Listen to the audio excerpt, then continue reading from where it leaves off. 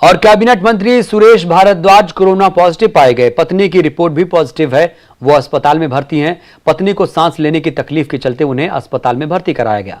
बेटे की रिपोर्ट पहले ही कोरोना पॉजिटिव आई थी। कैबिनेट मंत्री सुरेश भारद्वाज घर में ही क्वारंटीन है। 2 अक्टूबर को रिज मैदान में कार्यक्रम में पहुंचे थे। गांधी जयंती के मौके पर कार्यक्रम में हिस्सा लिया था और अब खबर आ रही है कि कैबिनेट मंत्री सुरेश भारद्वाज कोरोना पॉजिटिव पाए गए। तो आपको बता दें, उनकी पत्नी को सांस लेने में तकलीफ हो रही है, लिहाजा उनकी पत्नी को अस्पताल में भर्ती कराना पड़ा और सुरेश भारद्वाज होम क्वारंटीन हो गए, यानी वो घर पर हैं। घर पर ही रहकर वो इलाज करा रहे हैं। उनके बेटे की रिपोर्ट भी कोरोना पॉजिटिव आई थी, यानी उनके परिवार में 3 लोग कोरोना पॉजिटिव पाए गए। पत्नी की रिपोर्ट भी पहले पॉजिटिव आई, उसके बाद उनकी पत्नी को अस्पताल में भर्ती किया गया है। पत्नी को सांस लेने में दिक्कत है। बेटे की रिपोर्ट पहले ही कोरोना पॉजिटिव आई थी और अब खबर आ रही है कि कैबिनेट मंत्री सुरेश भारद्वाज भी कोरोना पॉजिटिव पाए गए। 2 अक्टूबर को रिज मैदान में कार्यक्रम में पहुंचे थे। गांधी जयंती के मौके पर वो कार्यक्रम हुआ था जिसमें वो शरीक हुए थे, उन्होंने हिस्सा लिया था।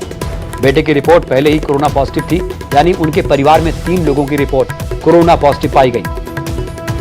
कैबिनेट मंत्री सुरेश भारद्वाज घर पर ही रहकर इसका इलाज करवा रहे हैं। ज्यादा जानकारी के साथ हमारे संवाददाता प्रदीप ठाकुर जुड़े हैं शिमला से। प्रदीप, कैबिनेट मंत्री सुरेश भारद्वाज कोरोना पॉजिटिव, यानी परिवार में 3 लोगों को कोरोना हुआ। बिल्कुल आपने सही कहा और आज ही ये कोरोना की जो रिपोर्ट आई है उसमें जो कैबिनेट मंत्री हैं, शहरी विकास विभाग इनके पास है, तो ये कोरोना पॉजिटिव पाए गए हैं। और इससे पहले इनके पुत्र जो है वो कोरोना पॉजिटिव पाए गए थे। उसके बाद से ही कैबिनेट मंत्री आइसोलेट थे, होम आइसोलेट थे। लेकिन आज उनकी जो कोरोना रिपोर्ट आई है वो पॉजिटिव आई है और उनके साथ साथ उनकी जो धर्मपत्नी है उनकी रिपोर्ट भी पॉजिटिव आई है। क्योंकि उनकी जो धर्मपत्नी है उनकी जो है सांस लेने में तकलीफ के कारण उन्हें कोविड अस्पताल में जो है भर्ती किया गया है। लेकिन जो मंत्री है वो अपने घर में ही आइसोलेट है और इसके साथ साथ जो बाकी स्टाफ है वो भी अपने घरों में ही आइसोलेट है। लेकिन इस बीच क्योंकि ये खबर जो ताजा अपडेट आपको ये भी देना चाहूंगा, जो सबसे पहले विधायक सुरेंद्र शौरी जो अटल टनल के उद्घाटन के दौरान कोविड पॉजिटिव आए थे, उनकी आज रिपोर्ट आई है, वो अब कोविड नेगेटिव हो गए हैं। और उनके साथ साथ जो उनका जो स्टाफ था वो भी कोरोना नेगेटिव है।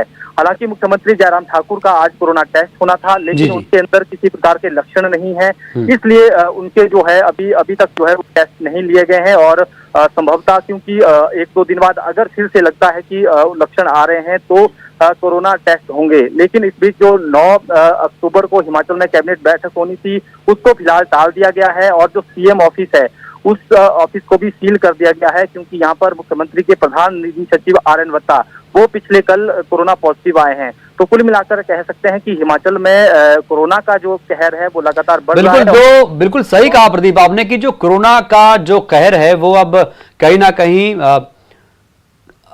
जयराम ठाकुर की कैबिनेट तक पहुंच चुका है।